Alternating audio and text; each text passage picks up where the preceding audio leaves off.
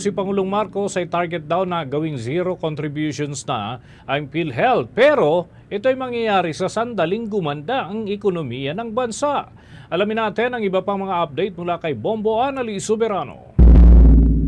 Ibinahagi ni Pangulong Ferdinand Marcos Jr. ang kanyang aspirasyon na wala nang babayarang kontribusyon ang mga Filipino sa PhilHealth. Ito'y sa sandaling gumanda ang ekonomiya ng ating bansa.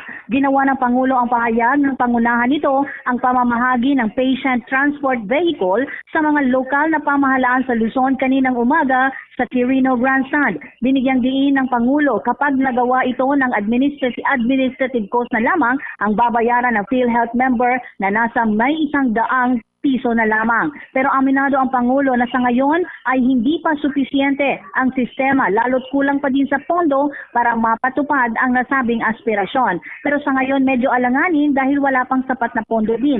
Kaya nga't ginagawa na ng paraan ng gobyerno. Pakinggan natin ang pahayag ni Pangulong Ferdinand Marcos Jr.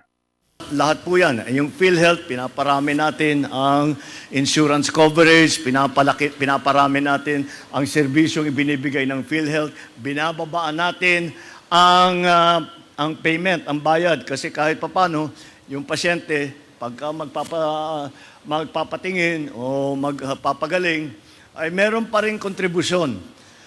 Dahan-dahan namin babawasan yung kontribusyon ng pasyente. At kung tayo'y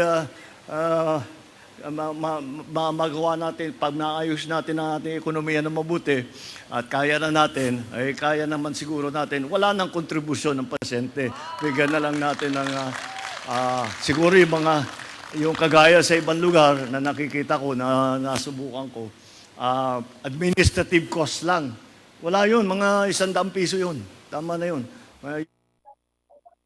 Sa kabilang dako, mahigpit din ang bilin ni Pangulong Marcos sa mga local government units na alagaan ang mga ambulansyang naipagkaloob sa kanila. Nasa 397 mga ambulansya ang ipinamahagi sa mga local government units na nasa area ng Region 1, 2, 3, Region 4A at Region 4B. Gayon din sa Region 5 at Cordillera Administrative Region. Binigyang diin ng Presidente na dapat alagaan mabuti ang mga patient transport vehicles o PTVs na bigyan ng tamang pangangalaga. Kumpiyansa naman si Pangulo na bago matapos ang taon, mabibigyan na ng patient transport vehicles ang lahat ng munisipalidad sa bansa.